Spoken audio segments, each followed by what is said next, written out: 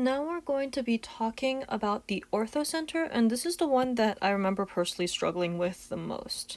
So Orthocenter is a little bit of a weird concept, but let's think about it this way. We think of the altitude as the height of something. So if I were to ask you, hey, what's the area of the triangle ABC, then you would want to find the height of this triangle and then multiply it by the base and then divide it by 2. So what would you say is the height of the triangle? The height is going to be some kind of a generic line that runs something like that. But how do we actually know what exactly it is? It's going to be something like that. It's going to be close. We don't know what exactly it is. We just want it to be tall. So how do we actually figure this out? Well, the thing is, whenever we're talking about the height of something, we have it perpendicular to the ground. So if we're looking at the altitude of a mountain, we want to look at it perpendicular, how far it measures perpendicular to sea level. So what we're going to do is we're actually going to create a perpendicular line going across AC at 90 degrees and through point B. And this over here is going to be our altitude. So an altitude basically will run from one segment to its opposite vertex. It's going to cross the segment at 90 degrees. So it's perpendicular to my segment and it goes to the vertex. So this one is fairly easy to see, but it's a little bit weirder to look at the other ones. So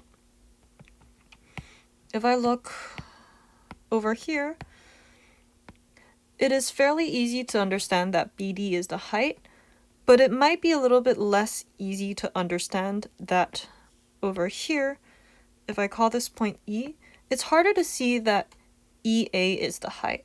Why is EA the height? Well, if I actually were to take my entire triangle and flip it upside down, then that kind of makes a little bit more sense.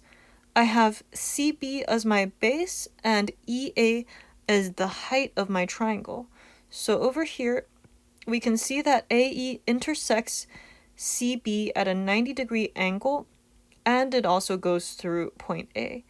And remember how we were talking about in the other video, the shortest distance between a point and a line is going to be the line perpendicular going through that point. So this is the same kind of an idea here. Now finally, let's look at our altitude going through point C. So what is that going to look like? Once again, let's turn this. Now we can see it looks super tall. We want to have a perpendicular line going across, it's perpendicular to AB, and we want it to go through point C. So that is going to be my altitude. So we have 3 altitudes, and the intersection of these 3 altitudes is going to be my orthocenter. Now, the weird thing about an orthocenter is that it doesn't always have to be on the inside of a triangle. So it's similar to the circumcenter, but this was the part that was difficult for me to understand when I was taking geometry in high school. But essentially, if I move this, there's going to be a certain point at which the orthocenter leaves my triangle.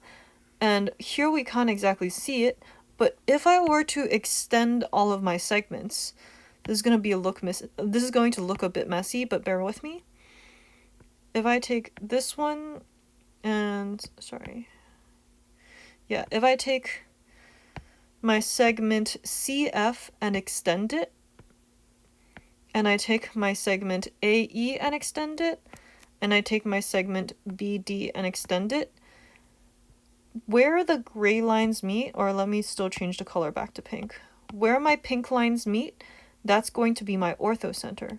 So if I drag this around, if I make this an obtuse triangle, a triangle with an angle larger than 90 degrees, you can see that the orthocenter, which let me label as point X, X is going to live outside of the triangle now.